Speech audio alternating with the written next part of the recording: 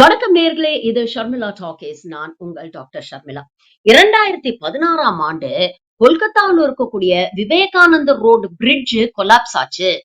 இது பெரிய பரபரப்பை வெஸ்ட் பெங்கால்ல ஏற்படுத்துச்சு. ஏன்னா அப்ப எலெக்ஷன் நேரம். அந்த நேரத்துல பிரதமர் நரேந்திர மோடி என்ன பேசினார் தெரியுமா?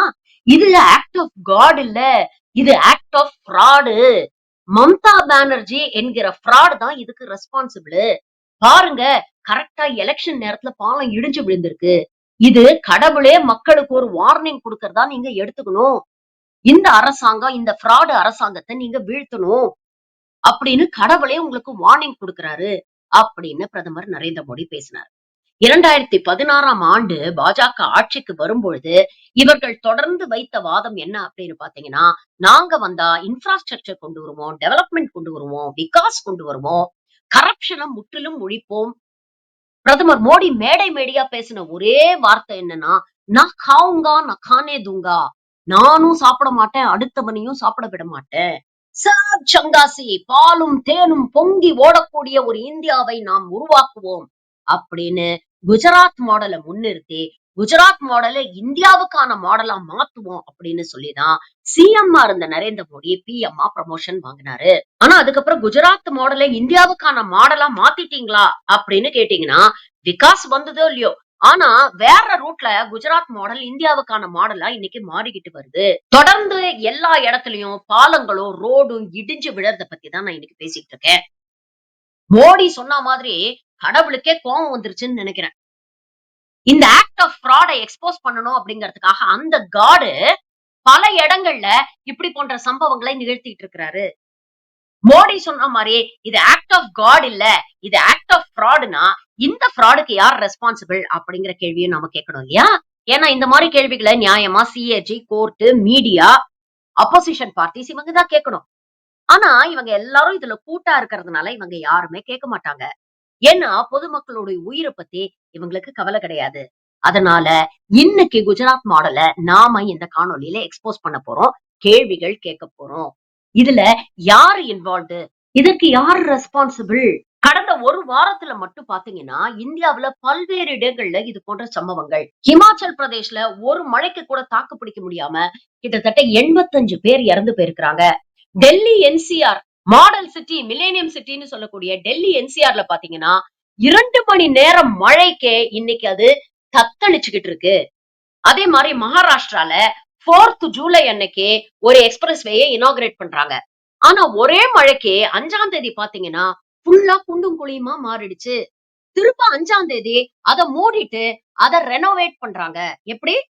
இனாகிரேட் பண்றது ஒரு நாள், அடுத்த நாளே ரெனோவேஷன் பண்றாங்க. இதெல்லாம் பார்க்கும்போது என்ன தோணுது? கடவுளே இந்த சங்கிகளை கைவிட்டுட்டாரு. இவங்களோட டார்ச்சர் பொறுக்காம நமக்கு இப்போ சிக்னல் கொடுக்க ஆரம்பிச்சுட்டாரு. இதற்கு யாரு பொறுப்பு அப்படிங்கறத முதல்ல தெரிஞ்சுக்கங்க. இதுல யாரெல்லாம் கூட்டு கனவாணிகள் அப்படிங்கறத நீங்க தெரிஞ்சுக்கங்க.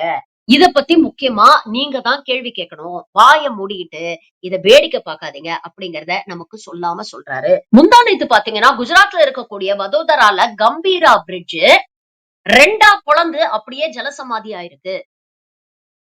இதுல கிட்டத்தட்ட 15 பேர் இறந்து போயிருக்கிறாங்க. இதுல இன்னும் எத்தனை பேர் மாட்டிக்கிட்டு இறந்து இருக்காங்க அப்படின்னு சரியான கணக்கு தெரியல. தேடுதல் வேட்டை இன்னமும் நடந்துகிட்டு இருக்கு. ஆனா இதுல உச்சபட்ச வேதனை என்னன்னா, பிரிட்ஜ் கொலாப்ஸ் ஆகி நிறைய பேர் உள்ள விழுந்ததுக்கு அப்புறம் ரெஸ்கியூ ஆபரேஷன்ஸ் ஆரம்பிக்கவே கிட்டத்தட்ட 1 மணி நேரம் ஆயிருக்கு. இந்த டிலேனால எத்தனை உயிர் பறி போயிருக்கு அப்படின்னு தெரியல. அது மட்டும் இல்ல, இந்தியன் எக்ஸ்பிரஸ்ல ஒரு ஆர்டிகல் வெளிவந்திருக்கு. அதாவது இந்த பிரிட்ஜ் பயங்கர மோசமான நிலைமையில இருக்கு அப்படிங்கிற வார்னிங்க கிட்டத்தட்ட 3 வருஷமா குடுத்துட்டு இருக்காங்க அரசுக்கு. 3 வருஷமா தொடர்ந்து பொதுமக்கள் கோரிக்கை வச்சிருக்காங்க. பல ஜேர்னலிஸ்ட் வீடியோ எடுத்து வெளியிட்டு இருக்காங்க. வைப்ரேஷன்ஸ் தாங்காது. இந்த பிரிட்ஜ் எந்நேரமும் இடிஞ்சு விழுந்துரும். இத பக்காவா ரெனோவேட் பண்ணணும் அப்படிங்கிற விஷயத்த தொடர்ந்து 3 வருஷமாக குஜராத் அரசாங்கத்துக்கு வலியுறுத்திட்டு இருந்திருக்காங்க. ஆனா ஹைவேஸோ, பப்ளிக் ஒர்க்ஸ் டிபார்ட்மெண்டோ இத பத்தி எந்த கவலையும் படல அப்படிங்கிற உண்மையை இன்னைக்கு இந்தியன் எக்ஸ்பிரஸ்ல வெளியிட்டு இருக்காங்க. 45 வருஷம் பழமையான ஒரு பிரிட்ஜ். அதனால அது உடைஞ்சு போச்சு. இதற்கு எங்க காரணம் சொன்னா எப்படி? நாங்க ஆட்சிக்கு வந்து 30 வருஷம் தானே ஆகுது. 20 வருஷம் சிஎம்ஆ மோடி இருந்தாரு, இப்ப 10 வருஷம் பிஎம்ஆ இருக்கிறாரு. அதுக்கு முன்னால நடந்ததுக்கெல்லாம் காங்கிரஸும் நேருவும் தான் பொறுப்பு அப்படின்னு இந்த சங்கி கூட்டம் பேசும். சரி, அப்ப கட்டின பாலத்துக்கு காங்கிரஸும் நேருவும் தான் பொறுப்பு அப்படின்னா, மோடி ஆட்சிக்கு வந்ததுக்கு அப்புறம் குஜராத்ல எத்தனையோ பாலங்கள் இடிஞ்சு விழுந்திருக்கு. அதுக்கெல்லாம் யார் பொறுப்பு? இது யாருடைய ஆக்ட் ஆஃப் ஃப்ராடு? வருஷப்படுத்துறேன் கேளுங்க. அகமதாபாத்ல ஹட்கேஸ்வர் பிரிட்ஜ் 2017ஆம் ஆண்டு கட்டினாங்க. 42 கோடி செலவு பண்ணி. 100 வருஷம் தாக்கு பிடிக்கும் அப்படின்னு சொன்ன பாலம் 5 வருஷத்துல இடிஞ்சு விழுந்துட்டு உடனே அதை சீர் செய்யறதுக்கு 2021ல 52 கோடி செலவு பண்ணிருக்காங்க. எப்படி? கட்டுறதுக்கு 42 கோடி, ஆனா அதை சீர் செய்யறதுக்கு 52 கோடி செலவு பண்ணிருக்காங்க. அதே மாதிரி மோர்பில ஹல்வார்ட் பிரிட்ஜ், இத கட்டி ஒரே மழைக்கு ஆகஸ்ட் 26, 2024 கொலாப்ஸ் ஆகுது.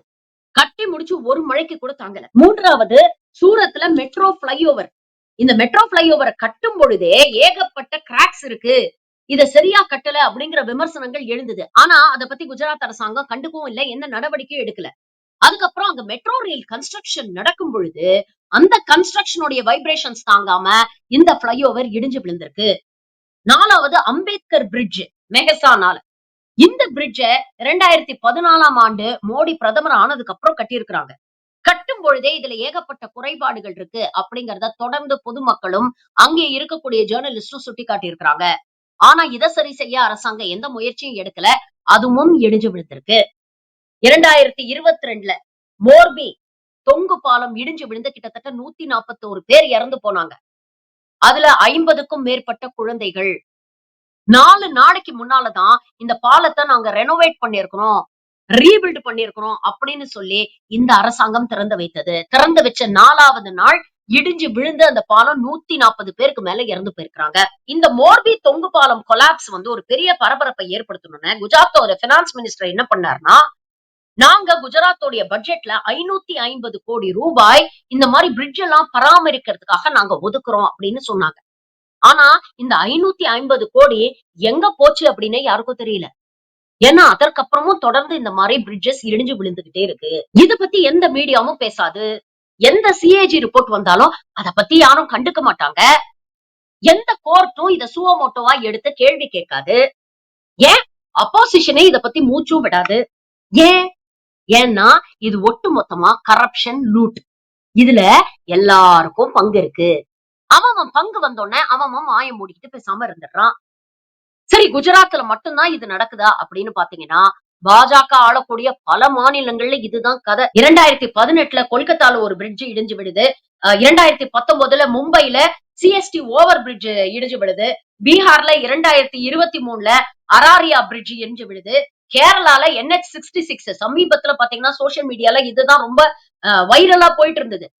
ரீசெண்டா இனாகிரேட் பண்ண NH66 ஹைவே ஒரே மழைக்கு எவ்வளவு மோசமா ஆயிடுச்சு பாருங்க அப்படின்னு கேரளால இருக்கக்கூடிய மக்கள் இத சோசியல் மீடியால சுட்டி காட்டிட்டு இருக்காங்க. 2025ஆம் ஆண்டு மட்டும் முதல் 6 மாசத்துல பாத்தீங்கன்னா இந்த மாதிரி இந்தியா பூரா ஏகப்பட்ட பாலங்கள் இடிஞ்சு விழுந்திருக்கு. பீகார் இதுல வேர்ல்ட் ரெக்கார்ட் கிரியேட் பண்ணிருக்கு. அதாவது 20 நாட்கள்ல 12 மேம்பாலங்கள் பீகார்ல மட்டும் இடிஞ்சு விழுந்திருக்கு. ராஜஸ்தான்ல பாத்தீங்கன்னா இனாகிரேஷனுக்கு முன்னாலேயே கட்டி முடிக்கப்பட்ட ஒரு பாலம் இடிஞ்சு விழுந்தது. அதே மாதிரி மகாராஷ்டிரால ரோட்ல இருக்கக்கூடிய தார் அப்படியே கையால சுரண்டக்கூடிய வீடியோஸ் வைரல் ஆயிட்டு இருந்தது. இதுதான் இந்தியாவில் இருக்கக்கூடிய பாஜக ஆளக்கூடிய பெரும்பாலான மாநிலங்களில் இருக்கக்கூடிய நிலைமை. இப்ப ரீசெண்டா யூபில பண்டேல்கண்ட் எக்ஸ்பிரஸ்வே 15,000 கோடி செலவு பண்ணி மோடி இனாகிரேட் பண்ணி வச்சாரு. இனாகிரேட் பண்ண 5வது நாள் மழைக்கு எவ்வளவு மோசமாயிடுச்சு பாருங்க அந்த ஹைவே. இப்படி தொடர்ந்து சோசியல் மீடியால எத்தனையோ விஷயங்களை மக்கள் வைரல் பண்ணிக்கிட்டு தான் இருக்கிறாங்க. ஆனா இதற்கெல்லாம் பாஜக தரப்புல எந்த பதிலும் வராது. யாருமே ரெஸ்பான்சிபிலிட்டி எடுத்துக்க மாட்டேங்கிறாங்க. இவ்வளவு ஏன், ஹைவேஸ் மினிஸ்டர் நிதின் கட்கரி லோக்சபால சொன்ன தகவல் என்ன தெரியுமா? கடந்த 3 ஆண்டுகளில், அதாவது 2021ல இருந்து 2024 வரைக்கும் பாத்தீங்கன்னா இந்தியாவுல 21 பிரிட்ஜஸ் கொலாப்ஸ் ஆயிருக்கு. இதுல 15 கட்டி முடிக்கப்பட்டவை, 6 அண்டர் கன்ஸ்ட்ரக்ஷன். இதெல்லாம் தவிர்க்க முடியுமான்னு கேட்டீங்கன்னா ஆமா, தவிர்க்க முடியும். ஆனா இதற்கெல்லாம் காரணம் என்ன அப்படின்னு கேட்டீங்கன்னா, பெரும்பாலும் புவர் கன்ஸ்ட்ரக்ஷன், புவர் மெயின்டெனன்ஸ். இந்த புவர் கன்ஸ்ட்ரக்ஷன், புவர் மெயின்டெனன்ஸ் எங்க இருந்து வருது? கரப்ஷன்.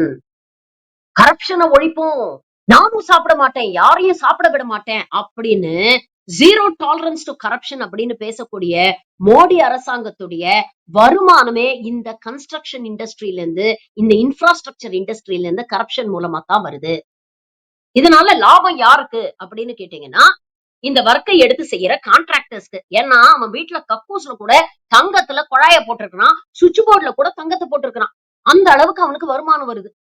சரி, இவனுக்கு மட்டும்தான் வருமானம் வருதா அப்படின்னு பாத்தீங்கன்னா, இது போன்ற டெண்டர்ஸை எடுக்கக்கூடியவர்கள் பெரும்பாலும் அமைச்சருக்கு சொந்தக்காரங்க, எம்எல்ஏக்கு சொந்தக்காரங்களா இருக்கிறாங்க. அப்போ அவங்களுக்கும் இதுல ஒரு வருமானம் போகுது. ஒரு டெண்டர் எடுக்கணும்னாலே 50 to 60% அப்ஃப்ரண்டா லஞ்சமா கொடுக்க வேண்டியிருக்கான். அப்ப டெண்டர் அமௌண்ட்ல 50% நீங்க லஞ்சமா கொடுத்து ஒரு கான்ட்ராக்ட எடுக்கிறீங்கன்னா, அந்த கான்ட்ராக்டர் எவ்வளவு தரமற்ற ஒரு வேலையை செய்வார் அப்படிங்கறத பாருங்க. அப்போ இதை யாரு செக் பண்ணணும்?